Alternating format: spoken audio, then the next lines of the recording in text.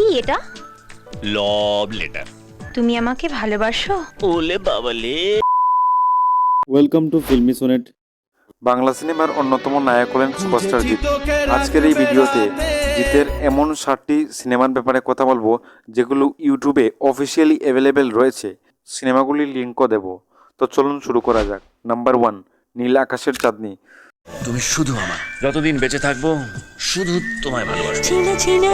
2009 সালের জিৎ কোয়েল যিশুর একটি রোমান্টিক ফিল্ম। সিনেমায় ছোটবেলার বন্ধু নীল ও আকাশ, আকাশ ও চাঁদনি একে অপরকে ভালোবাসে। তাদের জীবন হঠাৎ বদলে যায় যখন চাঁদনির বিয়ে ঠিক হয় আকাশের বন্ধু নীলের সাথে। সিনেমাটির নামটি খুব সুন্দর করে তাদের নামের সাথে মিলিয়ে রাখা হয়েছে। এই সিনেমার গানগুলো খুব ভালো।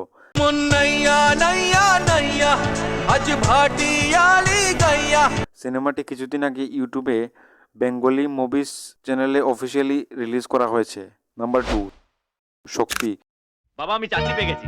ক্লাস 10-এ তিনবার ফেল করা ছেলেকে চাকরি দিল কে শুনি? 2004 সালের জিৎ ও রাইমার একটি অ্যাকশন ফিল্ম। সিনেমায় শক্তি একজন সৎ মানুষ ও স্থানীয় নেতার ড্রাইভার। শক্তি যখন মানুষের প্রেমে পড়ে তখন সমস্যা তৈরি হয়। সিনেমাটি বেঙ্গলি মুভিজ চ্যানেলে রয়েছে। নাম্বার 3, সঙ্গী। আমি সেই ধরনের ছেলে নই যারা মেয়েদের চেস করে ডিস্টার্ব করে।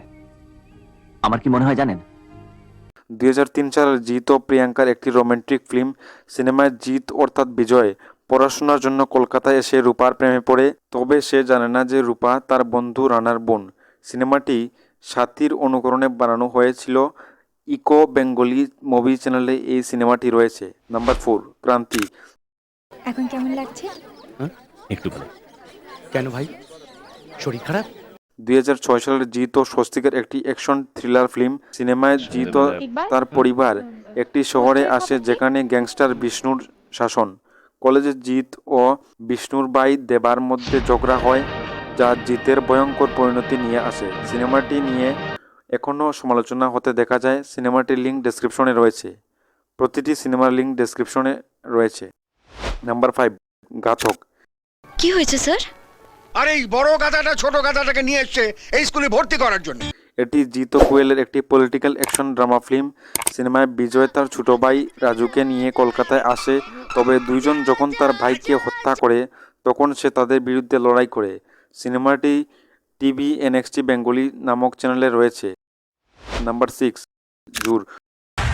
আকাশের নীল সীমানা কেউ যেন ডাকছে আমার। 2008 সালের জিৎ ও বর্ষার একটি অ্যাকশন ফিল্ম। একজন প্রভাবশালী ব্যক্তি এক মহিলার প্রেমে পড়ে তার প্রেমে বিরোধিতা করলে যে কাউকে হত্যা করে। মহিলাটি যখন পালিয়ে যান তখন কাবাডি খেলোয়াড় তাকে উদ্ধার করেন। সিনেমাটির লিঙ্ক ডেসক্রিপশনে রয়েছে। নাম্বার 7, সাথীহারা। আমি যদি তোমাকে কলকাতায় না নিয়ে আসতাম তুমি এখন ওই চর্চে মাতরের কাছে পড়ে থাকতে। জিৎ ও স্বস্তিকের একটি রোমান্টিক ড্রামা ফিল্ম।